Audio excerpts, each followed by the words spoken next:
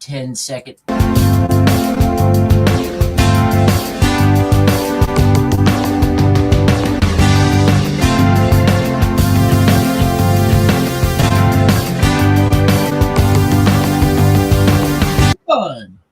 Good evening, everybody. It is the Safety and the Sportswriter with Knoxville, Nate, and Big Joe. We are back on the 16th of December as we're getting ready for the Christmas holidays. We now know that Jacksonville will be putting a coach on their Christmas list. We have the high school signing bonuses, who got Cole, who got the prizes, and we'll talk a little rookie quarterbacks plus much, much more. And of course, we have to touch on some COVID news that happened and what teams will be affected going into this weekend. Nate, how you doing? I am doing great, sir. It is almost the end of the year. It's almost the end of the football season. I gotta say, I you know me, I'm a college football nut. I love it. I'm kind of sad to see the end of it, but there is no end to college football anymore. We go right into bowl season. We go into the college football playoff. We go into the all-star games. We go into the Senior Bowl. We go to the combine. We go to, all that stuff starts up. Recruiting. College football never ends. So excited about it. We're going to talk a little bit this weekend on Sunday on Man Coverage. We're going to break down the recruiting day. We'll talk about it a little bit tonight here, but we're going to go a little bit more in depth about the recruiting and also the coaching carousel. And I want to do a little reaching out here because we have a man who I don't know. I've been a fan of his for like 40 years, and now he's got a little extra cash. Maybe he'd like to sponsor us a little bit. Bruce Springsteen, you just got $500 million. You're in your 70s. You got nothing else to invest in. Let's invest in us. What did he get $500 million for? He sold his song catalog to Sony. Oh, wow. Like he needs more money. I mean, let's face facts. I mean, he's probably got more money than his great grandchildren will ever spend. And it's like, really, $500 million, Bruce? Really, you need that? Okay, I got it. A little spending money around the holidays. Everybody needs that. So I guess there's a man who got his Christmas game really early for it. Yeah, I was excited about my Christmas bonus until you told me about that. I'm depressed. Now I'm depressed. Sorry. All right. Well, we got to start out. We got to talk. Urban Meyer late last night. The owner Khan of the Jaguars gave him his walking papers. It's been a tumultuous season for the former Ohio State and Florida championship coach. Tough season. We all knew it was going to be. He didn't have a lot of talent. He had, of course, the most promising quarterback in the draft. A lot of stuff going on off the field, on the field. But, it seems like the off the field stuff is what he got judged on. He was 2-11. Beating Buffalo and beating Miami would look like two quality wins now with not a lot of talent. Said a lot in a way for the way he was coaching. But I don't know.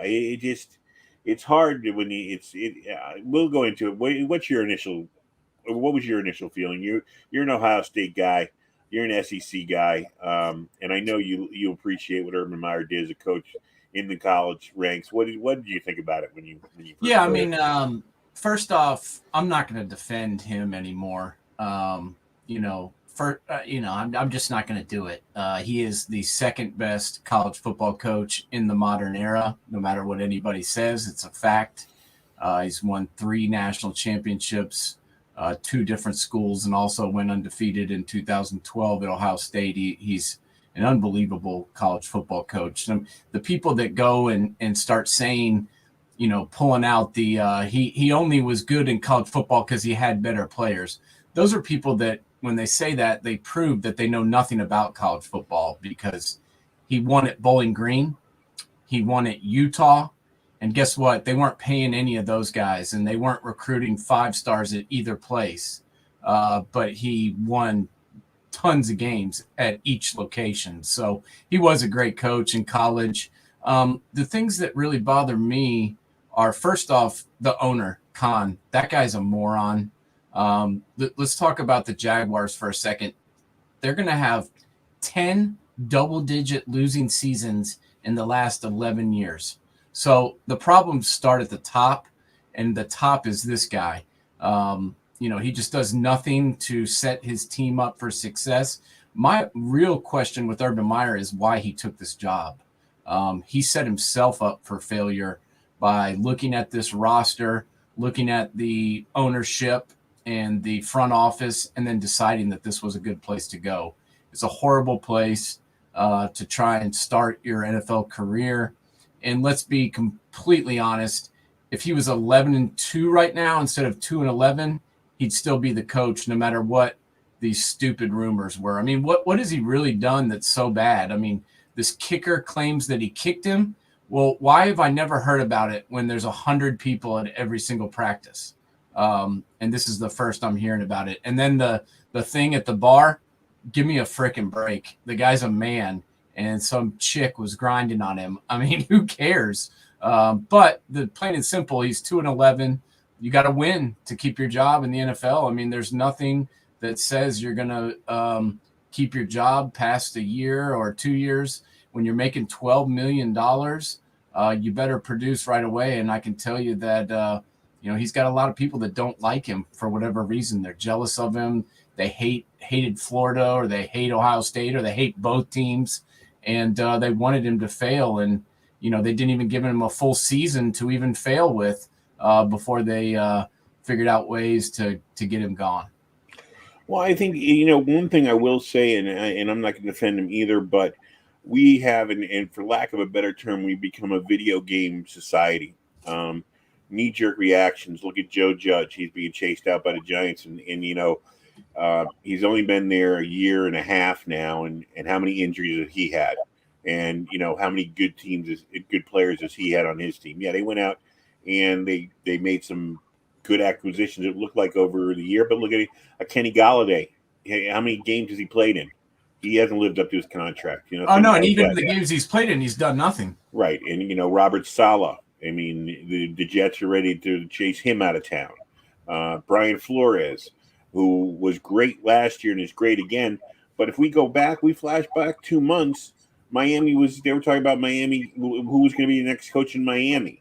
It's in the NFL now, and it's whether it be quarterback or whether it be head coaching, you aren't given a long leash. You aren't given time to develop. I mean, I looked this up. In the last 10 years, there have been 23 quarterbacks taken in the first round. You know how many are still on the same team they were with when they were drafted?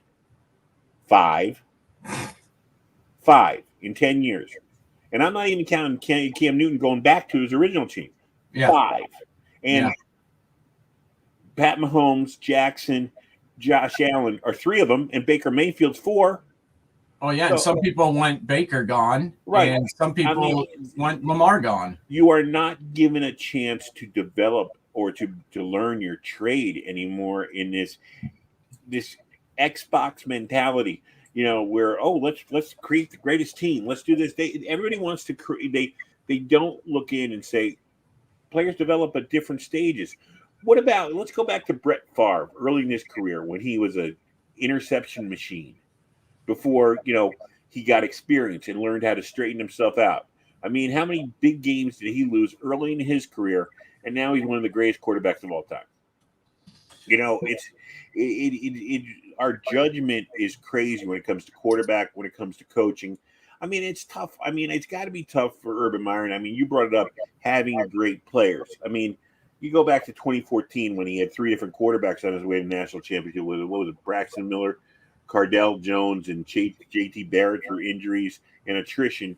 He had that. Well, in the pros, unfortunately, if you're a college guy, you don't get to stockpile talent like that because of the salary cap, because of the draft. You don't get to pick the guys you really want. And because of attrition, you can't always catch up to it. That's something they have to adjust to. But, that's the one thing about being a college coach and being a pro coach is a big difference for a guy coming from a big program. True that, but perfect example right there of how good of a coach he was. Everyone says, "Oh, they had so much talent, so much talent." What did those guys ever do in the NFL? Nothing. But Some tough and so what? And actually, there was 3 quarterbacks because Braxton Miller started the year and he went down with an injury in camp, and then they had to put JT Barrett in, and then he got hurt, and then they had to put Cardale Jones in. The point is, it didn't matter who was playing. What mattered is they ran Urban Meyer's system, and Urban Meyer called the plays, and it worked regardless of who was playing. So that's a perfect example right there of that he is a good coach. And me and you talked a little bit earlier today about how many college coaches have failed. And they have. I mean, but the thing is that it's kind of a stupid blanket statement because almost every coach in the NFL at some time coached in college. Whether they were a head coach or not, that's, remains to be seen. But a lot of them coached in college at some point.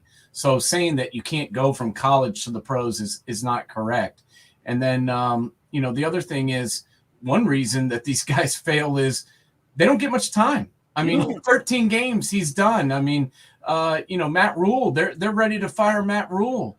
Right. And he's been there 2 years, not even 2 years, a year and 3/4, and they've had nobody on offense the entire time. And I'm not 100% sold that it was his idea to go out and get Sam Darnold. So, you can go through and say that these college guys can never do it in the NFL, but it's hard to really judge them when they don't even get a full season to see if they can do it. I mean, it's just a different game, and it would take anyone time to get used to it.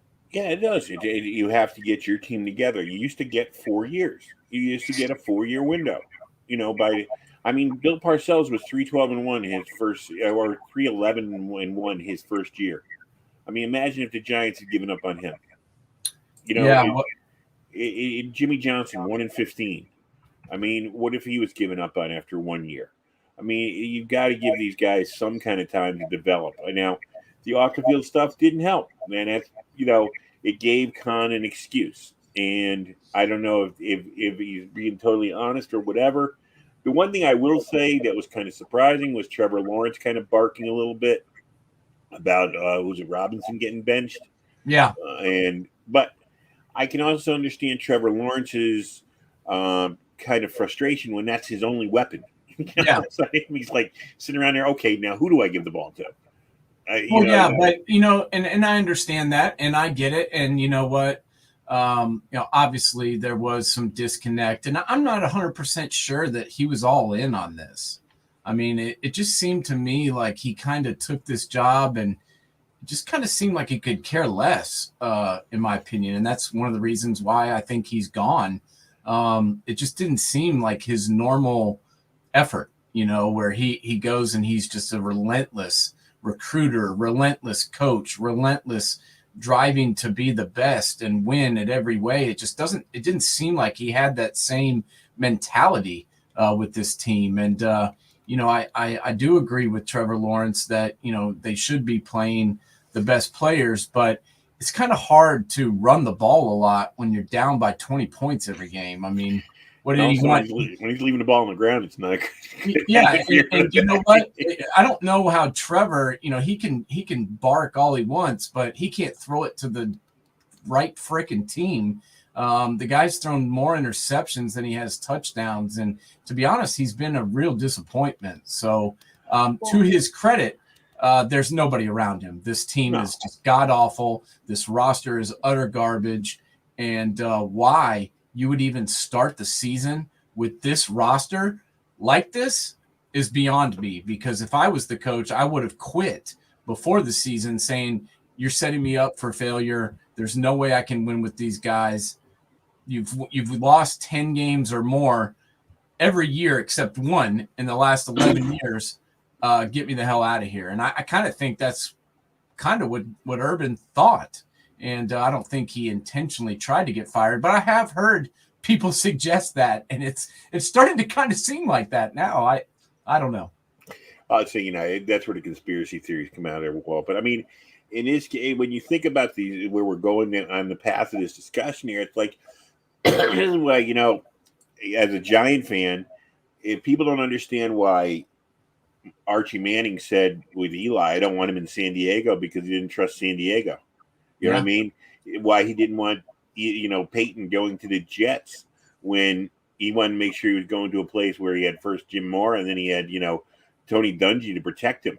Right, and they took a lot of criticism for that, but look how it turned out. Phillip Rivers played in San Diego his entire career, never even got close to a Super Bowl, and Eli's got 2 of them. So exactly, and there's a guy who knows what it was like when he was a player with the Saints to go to the wrong program and take a beating and get nowhere. I mean, to this day, I still see people on the stupid internet who never saw Archie Manning play call him the most overrated quarterback. First of all, no one ever put Archie Manning in the Hall of Fame. A. And B, if you know anything, if you ever saw this kid play, you know that if he had gone to the Pittsburgh Steelers or the Dallas Cowboys or the LA Rams, we'd be looking at Archie in a totally different way when those teams were talented and the Saints had a new coach. The Saints were kind of with a prototype of what we're going through in football today. They had a new coach every year, a new GM every year, and Archie Manning was the only guy who was sitting there and they had a new team around him every year. I mean, so it's football is the ultimate team game.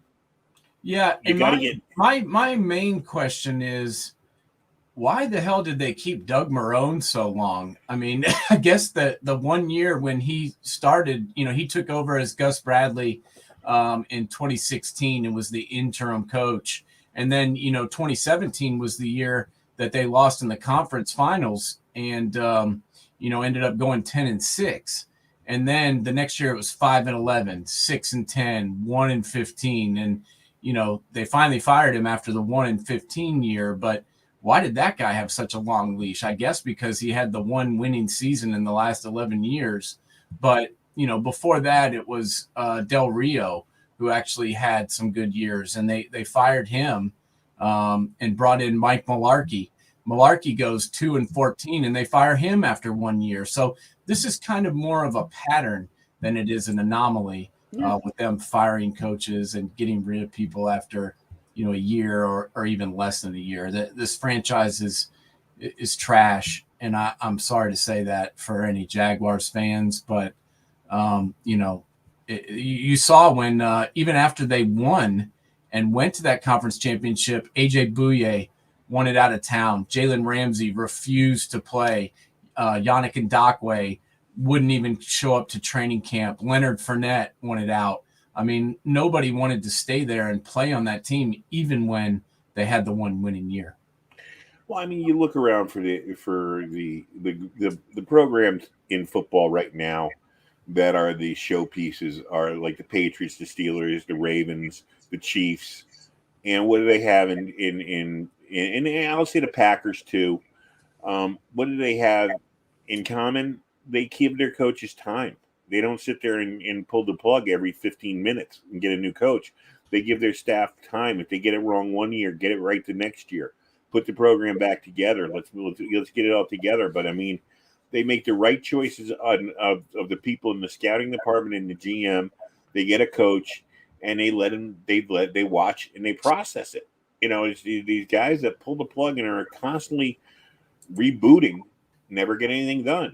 And that's what I fear as a Giant fan is, I know Joe Judge scares the hell out of me because of the way he's coached this year. He coaches, quite frankly, like he's missing something rolling between his legs because he's scared. He takes the field goals. He doesn't go on 4th and 1 when I feel he should.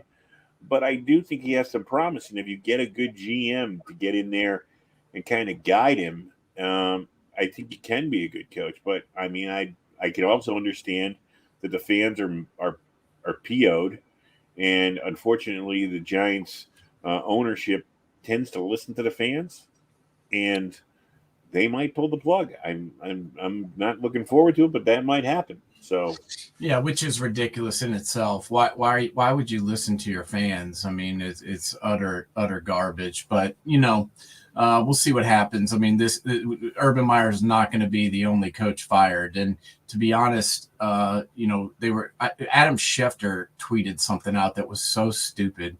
It was like, Khan hired Urban Meyer over this guy, this guy, this guy, and this guy. And he named Saleh and he named a couple other coaches who either were also doing terrible or weren't head coaches yet. And it's just like, this tweet is so stupid. I mean, obviously they hired him over everybody because he was the one that got the job. But there's other first year coaches struggling. I mean, the coach out in New York, obviously, as we just mentioned, with the Jets, Robert Saleh, it's not going well. Their quarterback looks horrible, just like Trevor Lawrence. I mean, he's regressed. The game I watched last week, he was awful, and it was hard to watch. And he may get fired too. I mean, it's like you have to give these guys more than a year, in my opinion, to even see what you've got. But no one wants to wait that long. The next time I hear, and I'm going to go crazy on this because this I heard, this goes back to the early Sam Darnold days in New York City, that the head coach's main job is to develop the young quarterback. And I say that's BS. Yes, you need a good quarterback to win a Super Bowl. I understand that. But the coach's main job is to win. If he finds that you've drafted the wrong quarterback, if he finds that you picked Sam Darnold, who nobody can win with, then his job is to put the second string quarterback in and win. That's his job. His job is not to create Sam Darnold. Sam Darnold can't be created. Like I said, only 5 quarterbacks of the 23 in the first round are still in the same teams. And that means a lot of these kids come out of college and aren't ready or won't be great quarterbacks. They're bad picks. Okay? So I mean, I'm just so crazy about whether you want to call it analytics. I don't know how major sports has become formulaic now. Because this works over here, we got to copy this and do it our way. Now I agree. You always copycat a little bit and take things from successful programs. But what works in a dome stadium is not going to work in Pittsburgh in November and December. You know what I mean? You adjust to your home field, your schedule, the type of team you have, where you are in the draft. I just get so mad about the pundits, even the former players, sitting there and going, "This, you got to do this, this, and this." No, you do what if your draft is your 12th, and you can't get that quarterback, and you won't trade up, then you got to get the best player available, and you got to find a quarterback you can win with.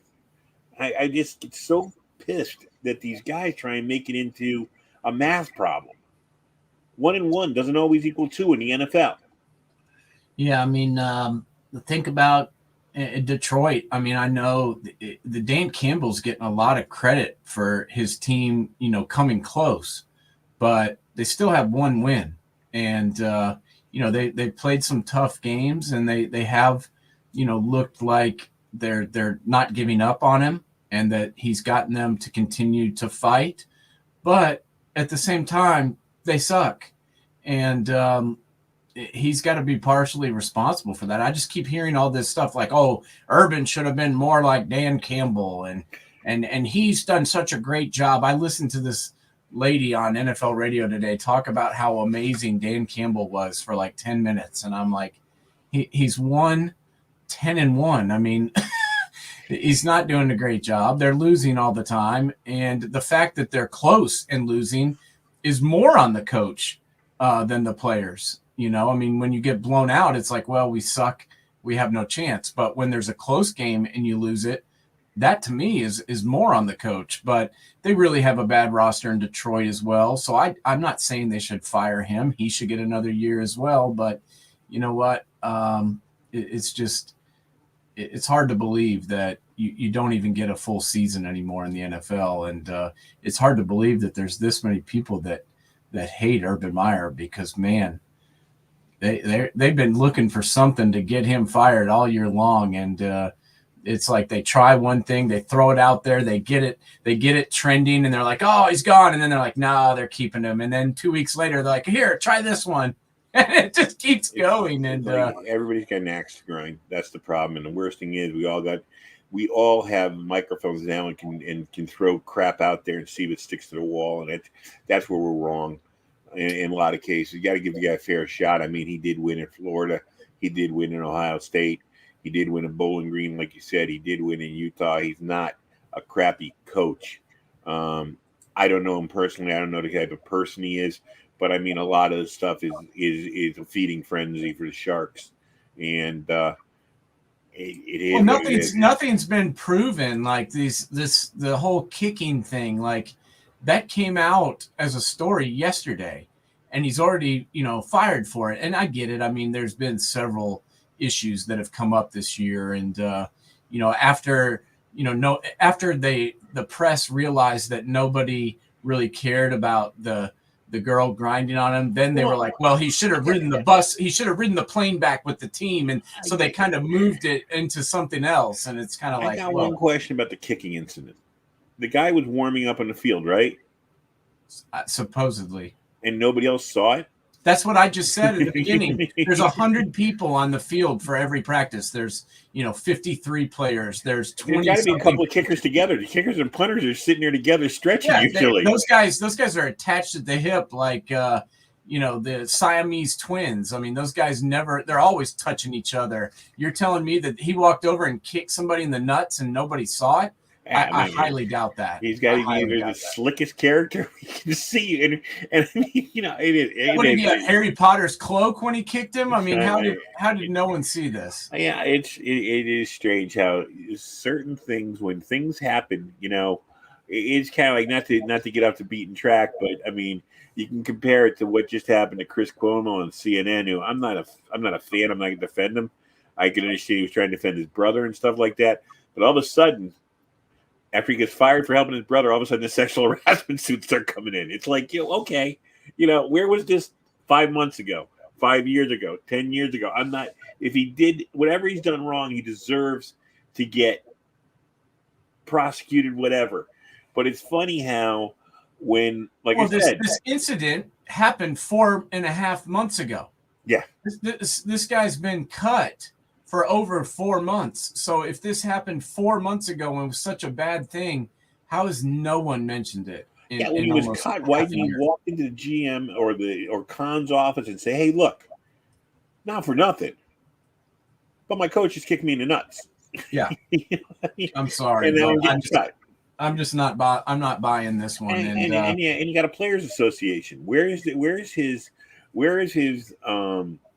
complaint to the Players Association for getting kicked in the nuts? Yeah, he didn't file one. That's what they said. They were like, supposedly he mentioned this to someone a while ago, and they said, okay, we need to file a report, and he said no. So it's like, wait a second, dude. You can't accuse somebody of something like this and then not back it up. I mean, I just want to see. If you're going to accuse someone of something, how is it that you no longer need any evidence at all to get this person fired? Because it's the court of public opinion now. It's not even. You don't have to be proven guilty anymore of anything. If you are accused of something, you are guilty immediately. That's one of the great things about working from home now. You don't have to work with anybody else anymore. You know what I mean? Yeah, that's a good thing. Yeah, let's talk about a little bit about who might be going there, and of course, the usual suspects come out: Bieniemy, Byron Leftwich, Kellen Moore. Some people are talking about Josh McDaniel, of course. And those four, to me, I don't see them going there and being successful. I mean, I'm nothing against them. I mean, I'll let you have your opinion of them in a few minutes.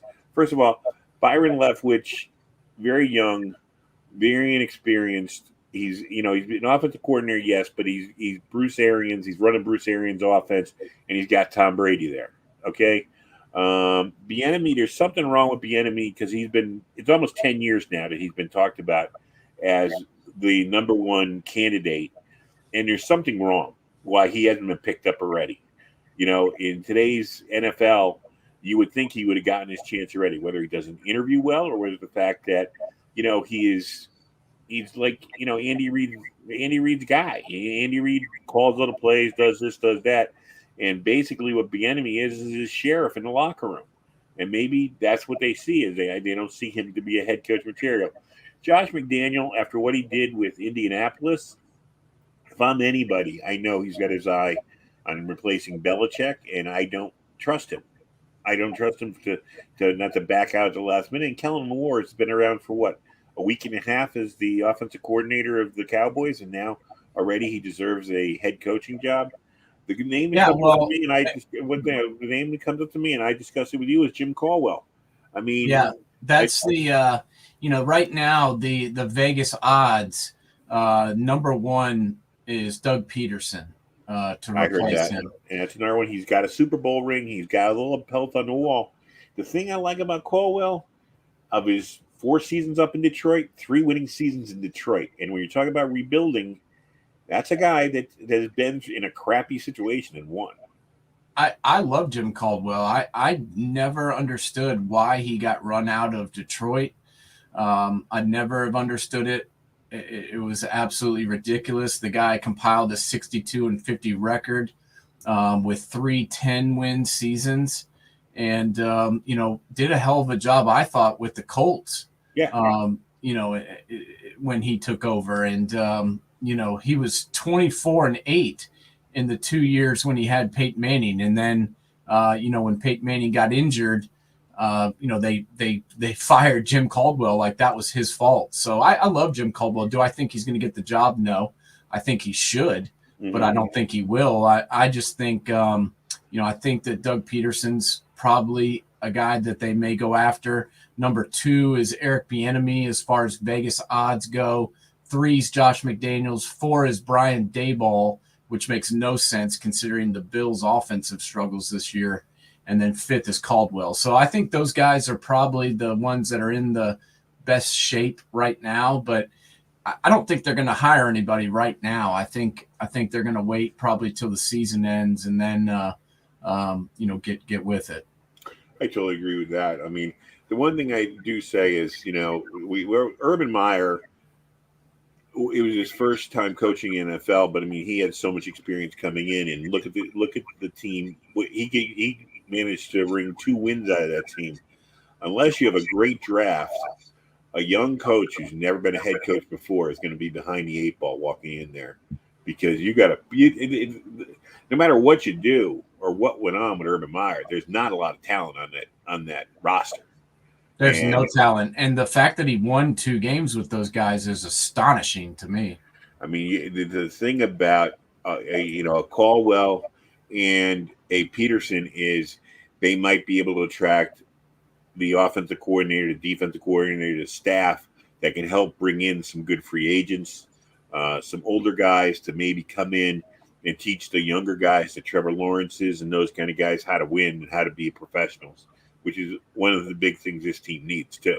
Young players. The problem is no one wants to go to Jacksonville. They've got a history of losing. Like I said, 10 double-digit loss seasons in 11 years. They play at least 1 or 2 home games in London every year. Nobody wants to go play in London.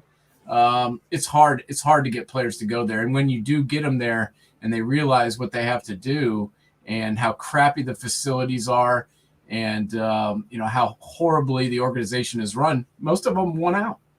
Well, the thing is, you got to do something to bring it out. You got to do something to bring it up. I mean, I understand what you're saying, but the thing is, I think Doug Peterson gives you the best chance, honestly, to actually get a good staff in place, and the guy's proven himself to be to have the ability to win a Super Bowl. So and he's a former quarterback, some credibility. And he's a former NFL quarterback, a backup, but an NFL quarterback, which is perfect to get near your young superstar in a rise, hopefully quarterback that you have there.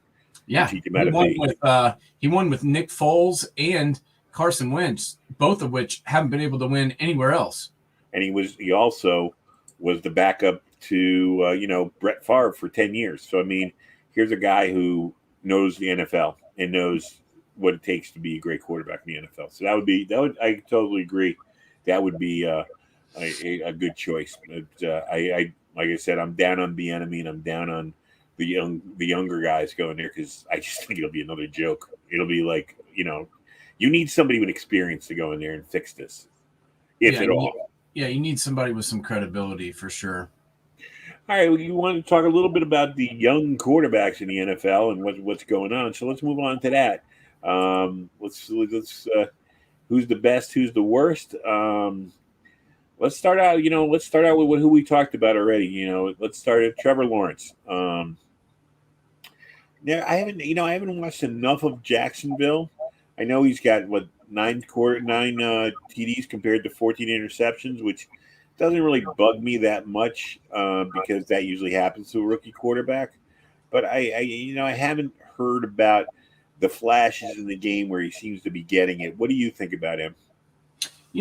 My biggest problem with him is he seems to have gotten worse over the past few weeks, and that's kind of what bothers me the most about him. There was a time, I don't know if you remember the Thursday night game. It's actually the infamous Thursday night game where Urban got brushed up on. Yeah, okay. Yeah.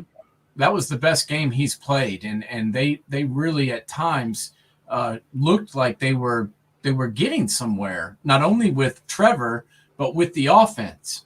And then it was like the next week, maybe you want to blame it on Urban and what happened there, but I'm looking more at the stuff on the field, and what I saw on the field was he just started making bad decisions again and forcing throws and just not able to get through his progressions. And he's been sacked 25 times which isn't great, but he just hasn't looked like the guy that we expected him to be. And I know that doesn't always happen. I know lots of quarterbacks have rough first seasons. I mean, Peyton Manning, Troy Aikman, those guys struggled. So I'm not going to judge him too much on year one, especially with the lack of weapons around him, not to mention their line sucks. So, I'm not going to judge him too much, but he has been disappointing in my mind, just based on his lack of progress throughout the year. Yeah, it's hard. I mean, I remember watching Eli Manning his first year, and of course he lost like his first 6 starts in a row, and he made a lot of errors. But there was something in every game, especially because one thing about Eli that he's very over or underrated on, I should say, he was always a good deep passer, and you could see off play action that if it was called and dialed in right, and he had him in, and then they had caught up the defense in the right defense, he could make it happen. So that's kind of what I look for in a rookie quarterback. The things he does right are those things that are translatable, that can become repetitive in their career, and hopefully they can fill in the blanks to the things he does wrong. So I didn't see enough of Trevor Lawrence yet, but I've seen enough of Zach Wilson to say I don't see him doing a lot of things right, and that bothers me. Yeah, no, Zach Wilson's pretty much looked exactly how I expected him to look. And I didn't want to seem like a negative person when he was first drafted, but I went back and watched some games of this guy. And I had seen some games before, when he played here against Tennessee. And really for 3.5, almost 4 quarters, he was horrible. And then he, put something together at the end of the game and ended up being able to win. But he didn't have a great game when I saw him live. And this year, he's already shown that he's got the ability to get hurt and to get hurt a lot. He's been out multiple games. He's only played in 9 games total. He's thrown the ball to the other team. His completion percentage is 56%, which is not good.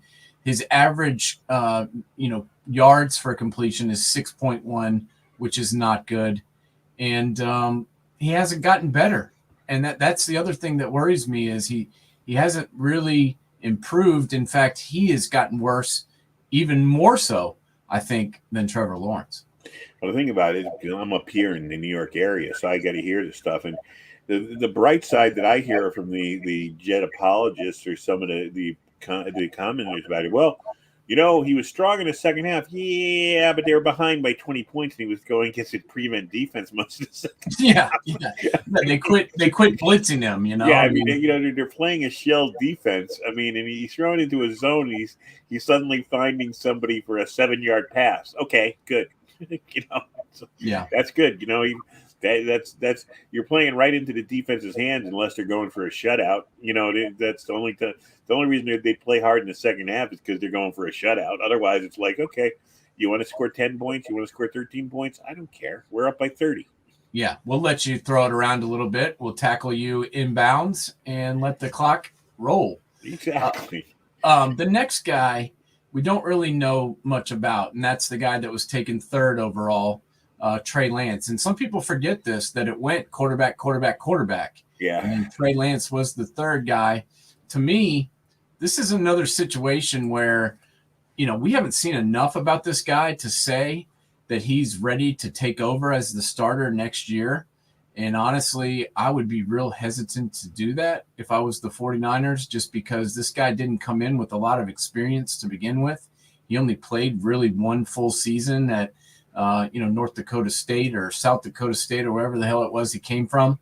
And, that's bothers me that, one season at North Dakota State, didn't really prepare him. And now you've kind of wasted that draft pick, in my opinion, because now he's not playing at all. And you've got a similar situation to the Packers the year before, where they took, your boy Jordan Love. He didn't play. He didn't even dress all season. Well, now you got Trey Lance sitting there. You're trying to win every single game you can to get into the playoffs so that these coaches can keep their jobs, so that the executives can keep their jobs, so these players can keep their jobs. And you've got this dude that doesn't even play, that you took third overall, that's not helping your team. And, I can't really judge him as a quarterback yet, but I can certainly judge the pick, and it's not really helping their cause, at least in 2021. Yeah, this is one of those picks that I totally agree with you, that is just mind-boggling. They did two good things in the draft. They brought in two good young running backs that, Mitchell's been fantastic. Yep. And, you've got two good running backs with a coach who believes heavily in the running game. And Jimmy Garoppolo is a guy who showed he can get you to the promised land with a good running game. I mean, the guy is a good game manager. If do you want him if you're 10 points down? Probably not. Do you want him if you have to throw the ball 40 times? Probably not. But if you have a strong young running game with the other guy from Ohio State and Mitchell, and you can rotate those two runners in there, and between the two of them get 130, 140 yards on the ground, Jimmy Garoppolo can win you some games. And I mean, I don't know if you get that with Trey Lance. I really don't. I don't know. Like you said, he's raw, and I thought the San Francisco 49ers were a now team, not a building team. And that pick is just really, really, really weird.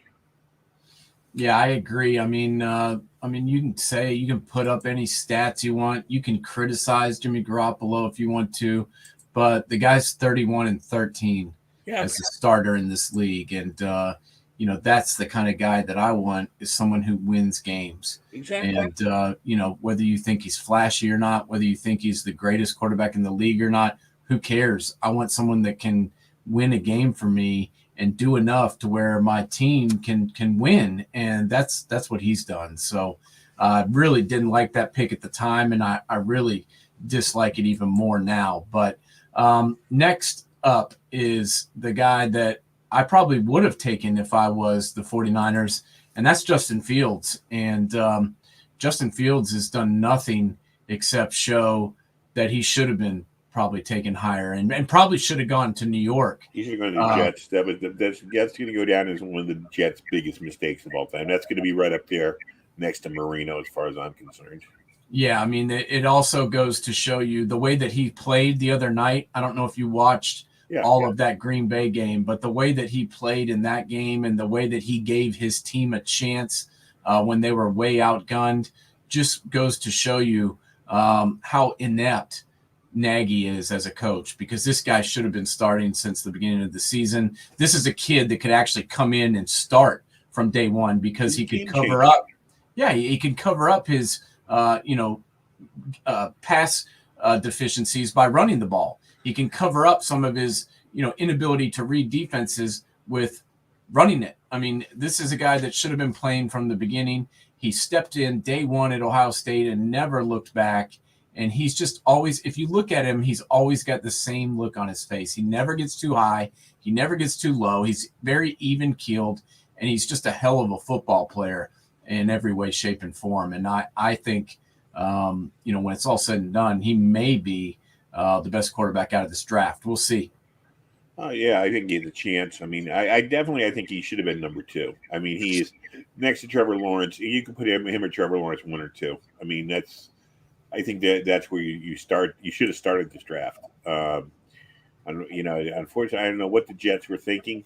I mean, it's just that's twice in the last 4 years they picked the wrong quarterback in their drafts, and unfortunately, for a coach I really respect in Saleh, I didn't feel that bad for Gaze. I felt bad for Todd Bowles, but I think that it's going to be a tough go unless he can put a running game around Zach Wilson and take the pressure off him. So yeah, definitely Justin Fields is number 2 in this draft.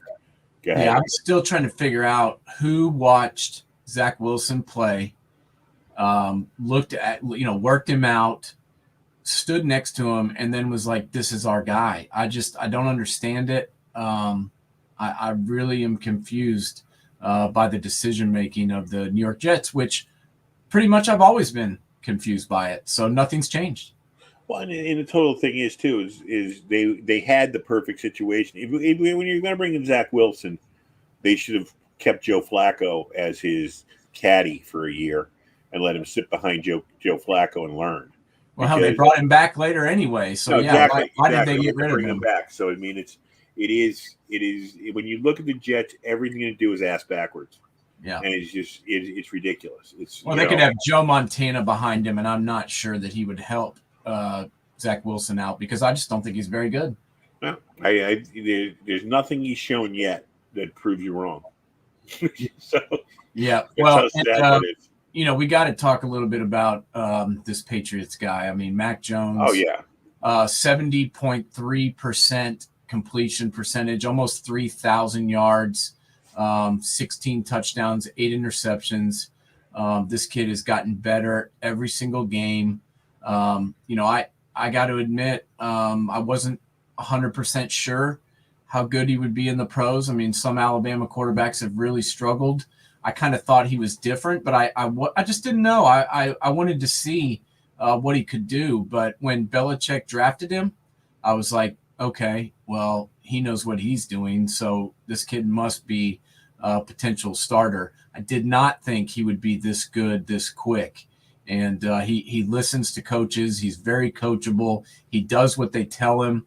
And that's led to his success. Obviously, they've had a great season. He's got the greatest coach of all time. But he's done a good job too.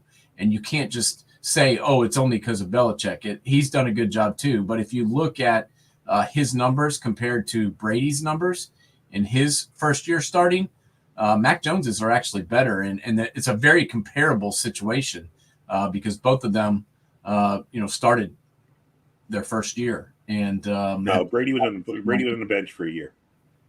No, he played at first after Bledsoe went down. He'd been with them a year before.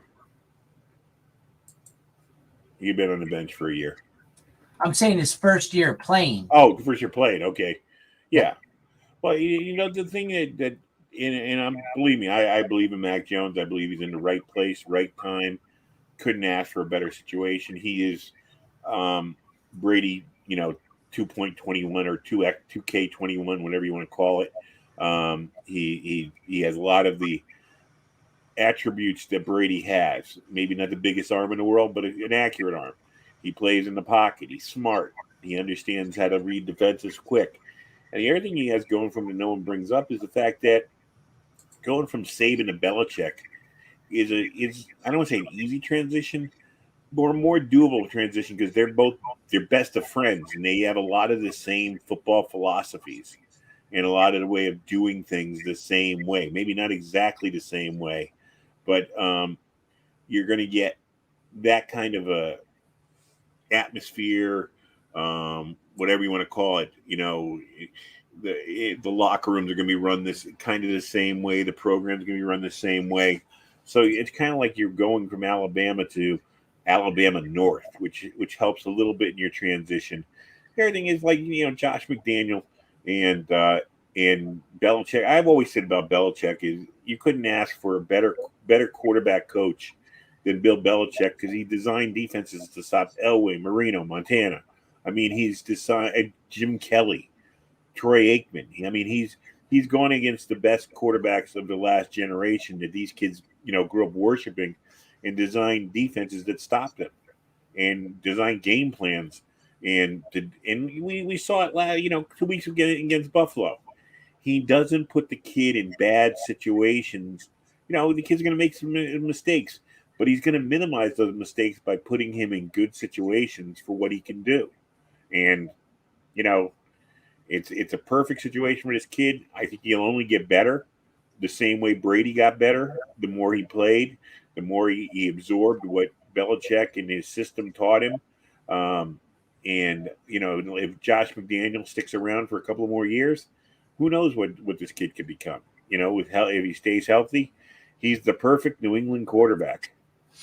Yeah, I mean, the other night where he sat there all game and just handed it off, that's when I found a new sense of respect for him, that he was so dedicated to winning and doing what is best for the team that he didn't even give a shit that he threw it 3 times. I mean, I really respected that. And as a defensive player, I enjoyed watching that game. So I've got a lot of respect for this kid. And, I think as we've said many times on this show, this coach is the real deal. And, I'm not saying Brady's not good. Obviously he is, but this guy's a good coach too.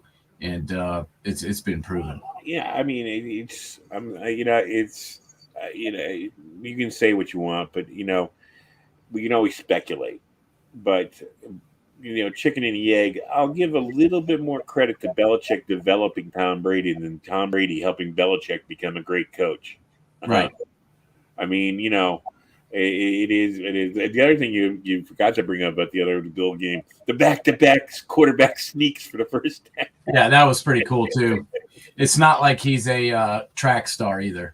No, and it's just like get behind those big guys up front and just keep moving your legs. Get the 4 yards and then get the 1 yard and get your first down.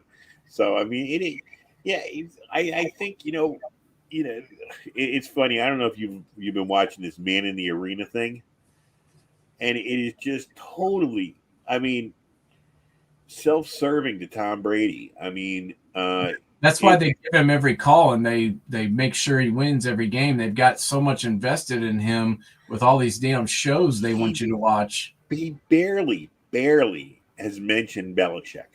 Yeah. Barely. It's only begrudgingly. And, it's like, well, I don't listen to my critics because they've never been in the arena. And, it's like, Tom, remember one thing. You weren't exactly highly drafted coming out. You stumbled into a perfect situation with a team that was ready to win, and you won. God bless him. He made himself into a great quarterback, and has had a great career. But at least give a little credit to a little loyalty to Bill Belichick. Maybe he wasn't the nicest guy in the world to you, but it worked for you. You became a celebrity, a national, if not international celebrity. I mean, it worked for you. He makes it seem like he was in jail for 20 years. Yeah, I don't understand that. I mean, I like I said, I watched all 4 episodes, and I think he talked about Belichick maybe for about 3 minutes. You must be the only one because the ratings are not good. So maybe it's terrible. It's terrible. Maybe you're the only one that's watched it. I'm a sports nut. I'll watch documentaries on sports a lot. I always love the 30 for 30. I mean, I as a journalist, for me, I love going to games, but it was looking for that nugget, that story within the game. I remember years ago, I stumbled onto a story. I was covering a high school football game, and it was a muddy game, and this kid wasn't a big star, but he actually had torn his labrum, and it was going to be his last high school football game. And he went to his father, and he went to the surgeon and his coach, and the doctor said, well, he can't get any worse. And he played in that game, and he played a good game on defense. He got a safety in the game. And I remember writing a column on it, and I got a lot of, thank yous from, first of all, his family, because he never got rid of it in the paper. He was one of these kids that, he never scored a touchdown. He never did this. But I wrote about this kid, playing with one arm in a muddy field, sticking that arm in the mud, and just competing because it meant so much. It was going to be his last football game and with his friends. And those are the kind of things I look for, is those stories. And so when I see a documentary and it's like, okay, this could be interesting, but this is like the worst, most self-serving thing I've ever watched. It's like, it's like I didn't really like the last go round thing with Michael Jordan that much. I didn't enjoy it that much, but that wasn't as self-serving as this thing is. It's kind of like him lecturing you. Tom Brady's lecturing you on how you don't understand how great he is. You should be really paying attention because you're missing something if you didn't get him yet. Yeah, well, he's got that right, because I'm definitely missing that. I'm kidding. He's good quarterback. Look, I'm not saying he's not. He's going to be a Hall of Famer. He's going in on first ballot. I get that. He's been a winner. He's done a lot of stuff. He's also been on the best teams that have been in the NFL. I mean, this Buccaneers team that defense is just really, really good. And that wide receiving core, that might be the best group of wide receivers I've ever seen on an NFL team. It's just a fact. Well, the best part is about the man in the arena so far is the 2 installments with the Giants ending his championship runs. For me, yeah, call me crazy, but I kind of enjoy those ones. So like I said, it's kind of insulting when you just listen to the way he puts it together, and it's just like, well, it was him, Josh McDaniel. The one guy he didn't bring up a lot was Charlie Weiss, which I was a little shocked about because he was his first OC. Yeah, so, I'm not shocked about that. I've watched Charlie at every other stop, and it hasn't gone well. No, I agree. No, it turned out, but I'm surprised he didn't bring him up, and how he made him into the great quarterback. It wasn't Belichick. So we got the Chiefs and Chargers tonight, and we're going to see what happens there. Both teams are, I hate to say it, but the Chiefs have been playing. Their defense has been playing really well. I didn't believe in the Chiefs until the last 2 weeks. I thought, when they started to turn around, they squeaked past the Giants. They got Green Bay on the right week. But they've been building. But I still don't see Tyreek Hill doing the stuff he used to do. I think defenses have maybe caught on to him a little bit. What do you think?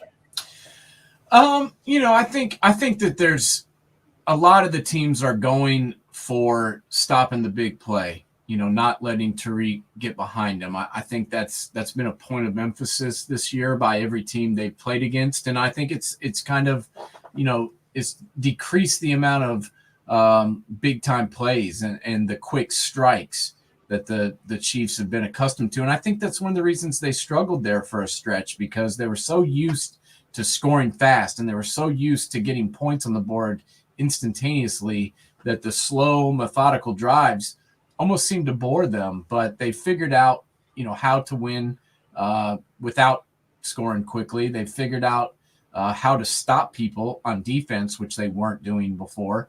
And I've always been, me in this show, I've always given credit to Steve Spagnuolo, and he should get a lot more credit for the job he's done this year, not to mention the past few years. But he's gotten a lot out of this defense. And as we discussed last show, he held the Raiders to 9 points last week. The week before, he held the Broncos to 9 points. The week before that, he held the Cowboys to 9 points. So, that's pretty impressive. Considering the personnel. And quietly the Chargers are 8-5, and nobody's really talking about the Chargers because they've kind of been up and down, but they can win too. So I expect this to be a good game, and I expect that young quarterback to give Patrick Mahomes a run for his money. If any team these past few weeks can knock the Chiefs off, I think it's the Chargers. Well, I think the Chargers, they got off to that fast start. And then they had the lull, and now, like you said, they're coming back up again, which is kind of indignant or indicative of a young team. They get full of themselves fast, and then they have to be reminded that they're not so good. And then once they learn, you got to go back to stage one and work every week. And if they catch on to it, they become a different team. So I definitely agree with you that I'm hoping for a really good game tonight. I'm kind of rooting for the Chargers to kind of take down the Chiefs a little bit, but we'll see. Yeah, I am too. I'm interested to see if they can keep this going. They beat the Bengals 41-22. They beat the Giants pretty handily. So the last 2 games, they've looked pretty good. And if you look at the last 4 games, except for that, laying an egg against the Broncos, they've looked pretty good. 3 out of the last 4 weeks. So I'm interested to see if they can put together another good game tonight and potentially, take out the Chiefs. And I believe the game it's in LA, correct? I think so. Yeah. Yeah. So the Chargers, it's a lot easier to beat the Chiefs at home as opposed to in Arrowhead. Right. Although haven't the Chiefs been road warriors this year? Haven't they been having a little trouble at home? I thought they were having. They've been really good on the road and have been having a little bit of trouble at home. I might be wrong. I might be thinking of somebody else.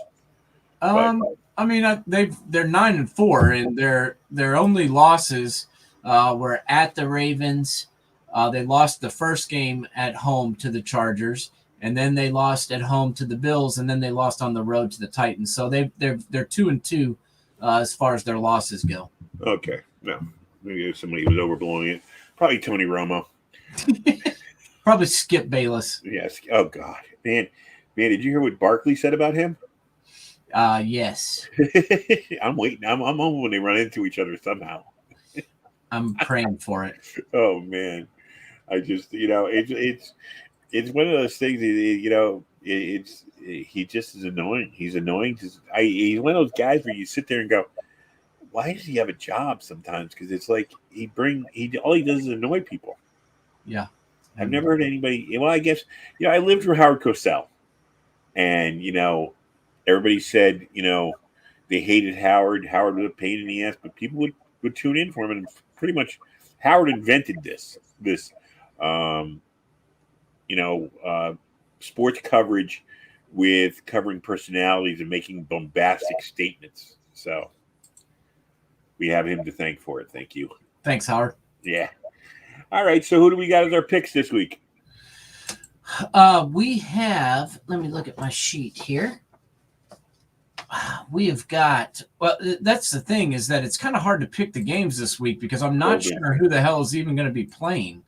It's pretty crazy right now. The Browns have over 20 players that are on the COVID list, and they're supposed to play on Saturday. So I'm not sure how that's going to work. Both quarterbacks are done. Baker and his backup, Case Keenum, have both tested positive. So Nick Mullins is the only guy they have left on the roster. I'm not sure whether or not he has tested positive or not, but that's really interesting to me to see if they are going to be able to play. Also, the Washington football team may not have enough guys. So I'm going to go ahead and take the Eagles over the Washington football team. I thought they would beat them anyway, but with half their team on the COVID protocols, making it easy for me. So I'm going to take the Eagles against Washington. Jalen Hurts is still kind of iffy as to whether or not he can play, but Gardner Minshew looks pretty good in his start. He did. I'm going to go ahead and take the Eagles in that one. And then I'm also going to take the Bengals against the Broncos. I know it's in Denver. I know it's a tough game. Both teams are 7-6, but I'm kind of feeling the Bengals right now, and I'm thinking they're going to go ahead and take out the Broncos in this one. Well, it's going to, the tough part there is as far as the Bengals go, it's Joe Mixon. If Joe Mixon has a good game, they'll have a good game. So if they can get their running game going against the Broncos, they should do fine. Yeah, we'll see. It should be an interesting week. I haven't heard of any plans as of yet to move any of these games. I think it would behoove them to maybe do that because I don't really want to see another game like we saw last year where KJ Hamler played quarterback for the Broncos and was 1 of 19 passing or whatever it was. I mean, that was just a joke. And I'd rather them reschedule it till Wednesday than play with a makeshift roster. Did they build any? I forget. Going back to the beginning of the year, I hate it because we get towards the end of the year. Did they build? Why didn't they build like a cushion week in there just to see if they had a problem like this? I don't know. I know they did have one last year. I'm not sure. I haven't heard anyone mention it this year. So you'd think if they did that this would be the week to do it, because there's a lot of teams that are in dire straits right now. And playoff teams. It's not looking good. Yeah, playoff teams. I mean, the Browns are fighting for their lives, Right. and, would have a good chance to beat the Raiders, except for no one can play. Right, exactly. I mean, this is going to be one of those games that somehow they'll blame Baker again. Well, yeah, and Washington football team, they're fighting the Eagles too. They're both 6-7, and they're trying to get in the playoffs. And this is a big divisional game, and they're not going to have half their team, so it's kind of sucks. It does. All right, so we got a big weekend of college or pro football coming up. The college is done. What are we going to be talking about on man coverage on Sunday? Yeah, we had a great guest this past week with Coach McDuffie out of Carrollwood Day High School in Tampa. He played at Florida International and then played for the Tampa Bay Buccaneers. Now he's the head coach at Carrollwood. He was on the show last week, really broke down how there's not a lot of places for some of his kids to go. He's got 13 D1 prospects on his team, and some of them aren't getting looked at because of the portal. There's so many guys in the portal right now that there's not enough spots for these recruits to go to these college teams because there's not enough scholarships available. So the portal's really affected recruiting. We're going to break down National Signing Day, or the early signing day, and also talk recruiting, talk transfer portal, and also do a little preview of the bowl games on man coverage Sunday at 11. Did the coach talk about, was there a log jam still because guys sticking around that were seniors that might have gone out because the other seniors didn't leave? Now the next senior class didn't get the exposure, so they're having a log jam at the top two of guys sticking around, taking that extra year eligibility too? Exactly. Yeah. I mean, that's it. I mean, the market has not corrected themselves. These guys all got a free year. So you've got that. Then you've got the transfer portal where there's more guys in the portal than there are scholarships available. And then you've got these freshmen trying to get in and get signed up. And so a lot of these guys, the top end guys, it doesn't affect them. But the next level, the lower end 3 stars or the 2 stars, or the guys that are D1 prospects, but maybe not the biggest names, they're being affected mightily by this. And that's what I was asking him on the show. If you go back and watch the tape of the man coverage, I asked him, well, what are these kids going to do? Are they going to go, to junior colleges? Are they going to, try and walk on somewhere? And he's like, we're just playing it day by day. And these kids are going to hopefully get a spot open up to them after some of these kids decide from the portal. And, the second day of recruiting, which comes around in February, rolls in, and it's just kind of up in the air right now. It'd be weird if one of the beneficiaries would be like the D2s, the Ivy Leagues, those kind of guys, because at least if they're going someplace where they can play, rather than sit home. I mean, they get a good education to play. I mean, we talked about that too because Rico brought it up. But the interesting thing is, Rico mentioned, he coaches at Allen University in Columbia, South Carolina, which is a Division II school. He said he's got guys in the portal, and it's not just guys that aren't getting to play. He's like, one of his guys was a all-conference defensive back, and he's in the portal. So he's like, it's just nobody is happy. Everybody wants to jump around and use the portal to better themselves, and it's really created a different environment. And some people think for the better, some people don't. But it's definitely caused a lot of confusion in college football. Wasn't Lane Kiffin who came out this week and said, "Don't tell me there's no free agency in college football"? He did, but he's just mad because his recruiting class wasn't that good, and that Dabo was saying the same thing, and it's like, Dabo, if you take a little chunk of your $12 million salary and dish it out to the boys, you'll get a lot more recruits. Well, the one thing I will say that works against Lane, rather than Dabo, is Lane's always up for these next jobs. No one, I think if I was a recruit or my son was good enough to go and Ole Miss was looking at him, I'd be sitting there going, yeah, but are you going to be there, Lane? Or somebody come on, Dabo's staying at Clemson. You know what I mean? Unless the pros come along. the odds are Dabo's going to stay at Clemson. But with Lane, this is what, his fifth job, sixth job? Yeah, you don't know. He's not that old. Yeah, you don't know where he'll go. Yep. All right, my friend, we will call it a night tonight, and have a good weekend. I'll be looking in. I'll check out that tape tonight. We got to get ready for the Chargers Chiefs, and we will be back next week getting ready for our big Christmas show. And everybody have a good week. You do your last minute shopping. I guess most people go on Amazon anyway, so it's no big deal. Anyway, so we will be back.